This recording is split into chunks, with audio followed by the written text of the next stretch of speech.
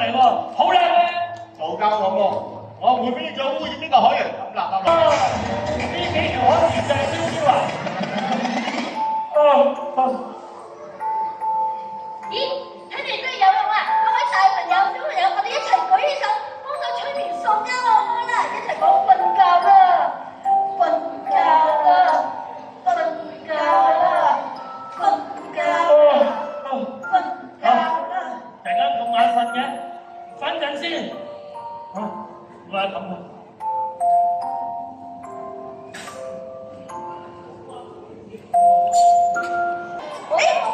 你看，有海狮哎，係喎，呢個有冇嘢俾我哋咧？都有溫差就可以啦。大家都做得好好啊！我哋自己去邀請佢。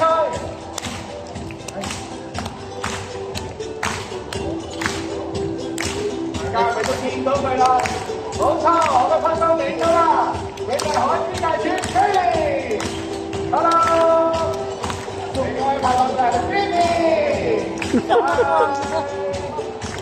好有型咧，歡迎你哋啊！好，請過嚟呢邊。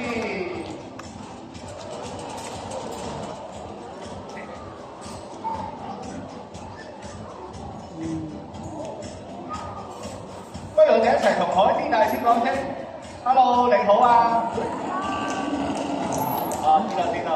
你哋都話好高興大家嚟到佢屋企啊！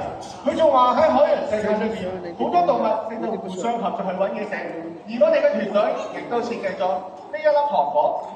佢需要喺兩邊同時用力將佢拉開，咁就可以揾到裏面嘅食物。咁就證明我哋嘅動物係識得互相合作嘅。稍後我哋就邀請呢位朋友仔做 Pammy 嘅助手，一齊合力將佢拉開，睇下裏面會有啲乜嘢食材咯，好唔好？好，稍後數3、2、1，一齊開始咯喎！準備好未？好，準備3、2、1。哇！唔該晒，唔該晒。好，等我睇下先，會係啲咩咧？哇！大家見唔見到啊？原來裏面嘅食材竟然係垃圾膠袋啊！膠袋喺海裏面望落去就好似水母一樣，海龜好多時唔覺意嘅情況之下，就會將佢哋誤以為食物。知道。Pammy 話，雖然動物識得互相合作揾嘅食，但係都食唔過人，會大海嘅污染啊！所以朋友，有冇應承我哋以後唔會將啲垃圾抌落個？我哋食飽啦，食個先。